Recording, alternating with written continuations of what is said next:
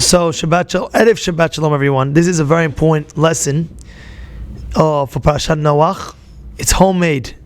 Homemade, what I mean is Heidush that I didn't see, but we're going to share it with everyone, and we're going to give you a proof to the Torah of the truth and the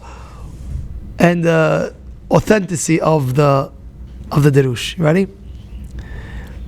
Sometimes in life, the person, sometimes a person has something that he did that he has to have a consequence to, and it's, let's say, a punishment. However, if the person changes his ways, even though the gezerah in Shamayim was already executed, if he changes his ways in the beginning of the execution process, that will turn into a beracha. You know what I said? And now I'll give you my example. That's the Hidush. Now you get my example. I'll tell you one or two, and then I'll tell you the proof from the Torah. Example. You have a fellow. Shamayim, they said, he did this. What's going to happen? Oh, he's going to get fired from his job. Get fired from his job. That's what he did. So now, as he's getting fired from his job, he says, oh my goodness, I have to make tshuva. Why is Hashem doing this? Must be I did this, I did that. Maybe I stole, I did something, and now I have to make tshuva. I give back what I stole, and now Hashem, please, I'm coming back to you.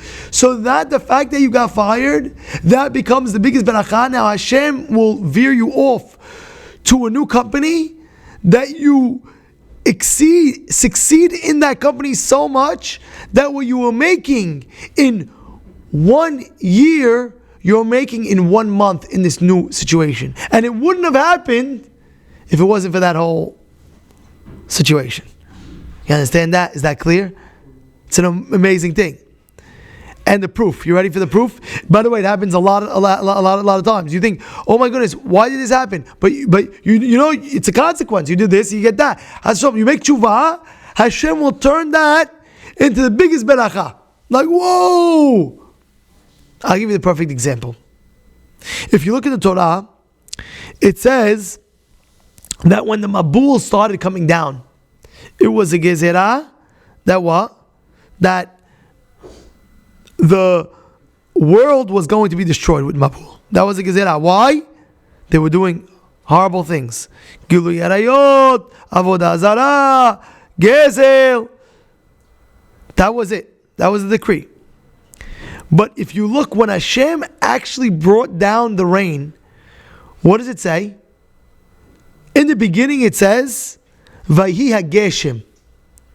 At the end it says, Vayhi ha-mabul. So wait 1 second. The whole thing is mabul. So it should say, Vayhi ha-mabul. Why is it saying Vayhi ha-geshem? And listen to the most fascinating pshat. The pshat is that in the beginning, Hashem made it rain. And He said that if the people make tshuva and they come back, I'll make sure that the rain will be for beracha for the world, that it'll help the whole world to continue to exist even on a greater scale. But once they didn't come back with tshuva, Hashem says the gezerah has to continue. It has to end over there. I'm sorry, it has to go till the end. Yeah? And where's my proof? Who says this? Rashi HaKadosh. And I'll read it to you, and you can read it yourself. It's on Perek Chet, Pasuk Yud Bet. It says, Vahi ha-geshem al haaretz. It says, what do you mean? It says, Vahi mabul. What's going on? Is it mabul or is it geshem? Make up your mind. It says in the beginning, it says geshem. At the end, it says mabul. Is it geshem? Is it rain or is it mabul? So listen to this. Ela keshehoridan. When Hashem brought it down, horidan birachamim. He brought it down with mercy. Even though they were doing the worst things, He brought it down with mercy. Shim yachzeru, if they come back b'tshuva, yiyu gishmei beracha. it'll be a beracha. Ukshelo chazru, vayu mabul.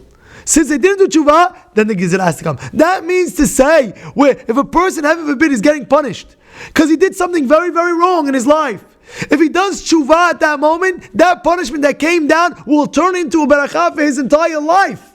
Yeah, it's the most wild thing. It's the most wild thing. A person invested in a building, let's say a real estate deal, and all of a sudden he sees the real estate deal going down. Oh my goodness. He makes tshuva, whatever it is, he makes tshuva. I'm sorry, he makes tshuva. He finds out after that same building, a Walmart calls him up, by the way, we need a warehouse and we need that specific real estate, and they pay 10 times the price because they don't care what the price is. We need it there and then and right now. Whoa! That turned into the biggest beracha. The thing that he thought was the worst turned into the biggest beracha at the end of the day. Why? He made the tshuva in the middle. It was supposed to be the worst disaster. In Shamayim, they said this is going to be the disaster. And it came down. The disaster started coming down. But he made tshuva. That same disaster turns into the biggest beracha in your life. Why? Because he made tshuva. And where do we get it from? This lesson is learned from the Mabul. In the beginning, Hashem said, I'm going to make it rain. But what do you mean? You made a gezerah, there's going to be Mabul. You're right. The gezerah is going to come in Mabul. But first, I'll make the disaster go slow. It's going to rain. If they do tshuva, the rain will turn beracha, that the whole world will be irrigated from that rain. They didn't do tshuva, at the end it says, Mabul. Great day.